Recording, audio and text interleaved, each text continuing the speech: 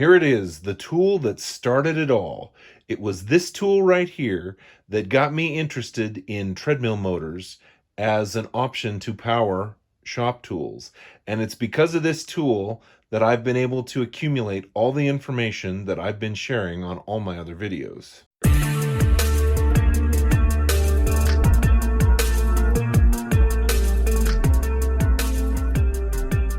Greetings, fellow DIYer, and welcome to my video. This is my Porter Cable wood cutting bandsaw. Now you may be thinking, what's the difference between a wood cutting bandsaw and a metal cutting bandsaw?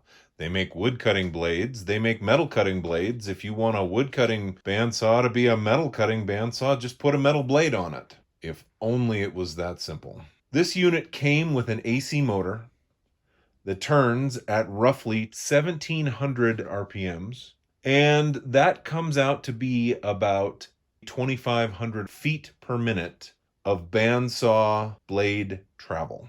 And if you look at any charts on how fast you want a blade to be going to cut steel or other metals, it's nowhere near 2500.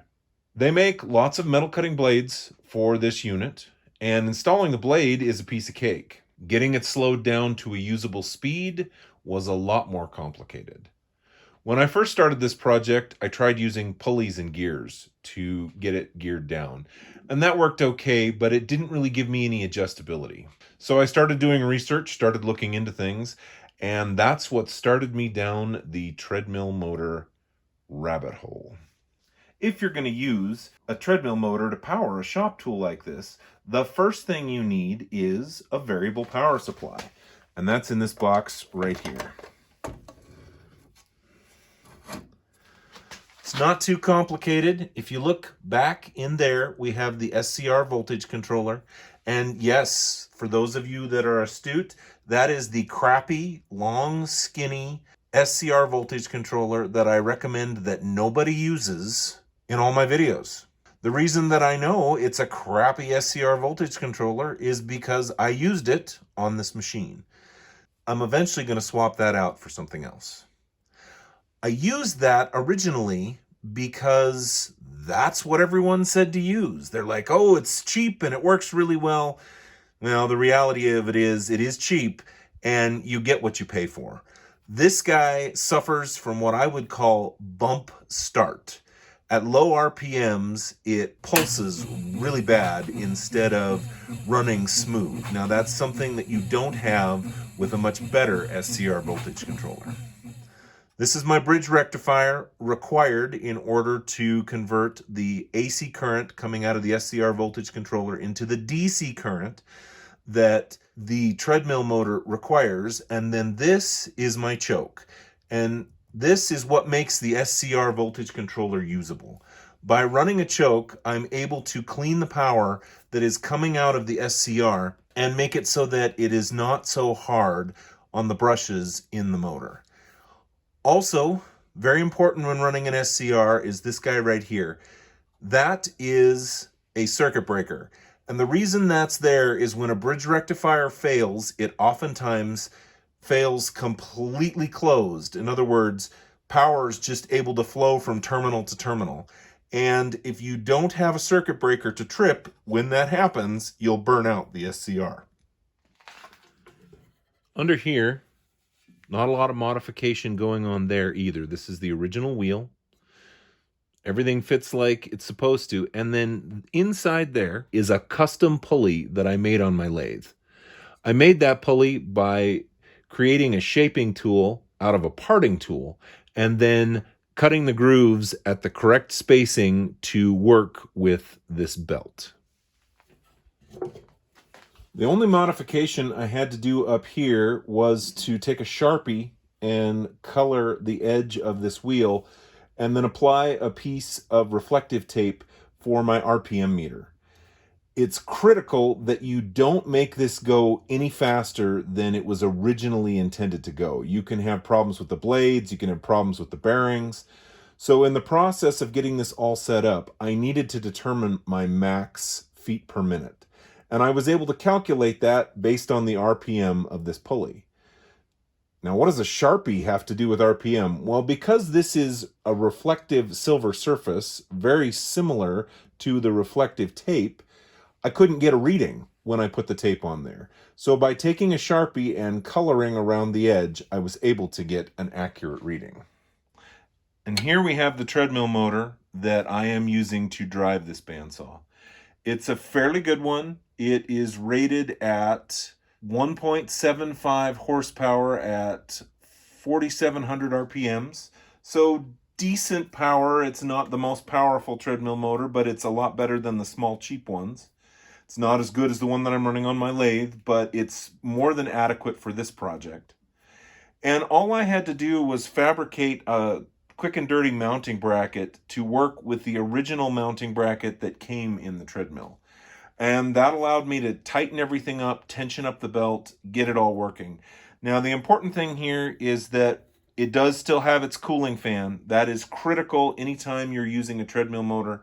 If you take that cooling fan off, you will burn out your treadmill motor.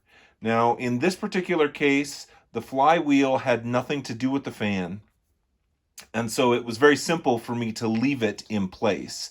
Now, in some cases, the flywheel and the fan are integrated, so you have to come up with other options at that point. So I utilized the original power switch that came on the unit. We can turn it on. That's the slowest speed. We just turn the knob to get more speed.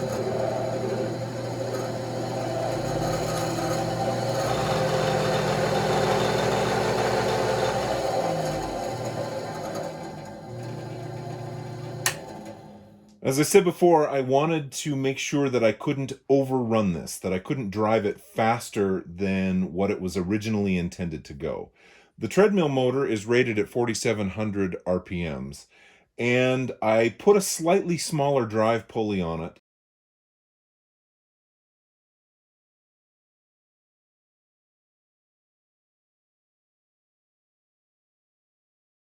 But it wasn't tons smaller than the pulley that originally came on the AC motor. So what I ended up having to do was creating a limiter in the SCR. When I replaced the potentiometer, I added a resistor in series to the potentiometer, and that makes it so that I can never go faster than the max speed that this had before. To come up with the value of that resistor, all I did is I hooked up the SCR controller with its original potentiometer that was going to be replaced. I marked on the case where it first came on, and then I marked on the case where it was going to the max speed that this unit could handle. I then removed the potentiometer and used my volt-ohm meter to measure those two amounts. From there, I was able to get a resistor that was the second amount, so the amount where we were at the speed where we never wanted it to go any faster. Then I got a potentiometer that had the original measurement minus what I was going to be adding with the resistor. And so that gave me the total amount that I needed to have the correct potentiometer and have it not go faster than it should have. So you may assume that since I'm going to get rid of that crappy SCR controller that is in this power box, that I would go to the better SCR voltage controller that I recommend in all of my videos. Not going to do it. What I am going to do is this right there. Now you may be confused because in all my videos, I've talked about how great the SCR voltage controller is and how I have concerns about using an MC2100. I've never said the MC2100 is bad. I just always said that I liked the SCR better because it was a little more robust and a little more utilitarian. So if I'm always saying the SCR is the best way to go, why would I consider using this? That right there. That is the TAC input for the MC2100. When I recently did a shootout video comparing the MC2100 to an SCR to a variable transformer, I found that the MC2100 actually did the best, sort of of maintaining speed. So as loads were applied, it actually compensated. Now, because I was not using a tack input, that compensation was a little all over the place. But I want to do some tests and experiments to see how accurate that is. So I'm going to build a power supply with this unit, and I'm going to utilize the tack input. The other thing that I really like about this is when you turn it on and power it up, you're using percentages of the pulse width frequency that is coming out of this signal generator. In other words, those percentages are going to equate to a certain speed. So once I have this power supply put together and I've had time to play with it and figure out what percentage equals what speed at the blade, I will be able to make a chart that says 20% cuts steel, 40% cuts aluminum, 75% cuts wood.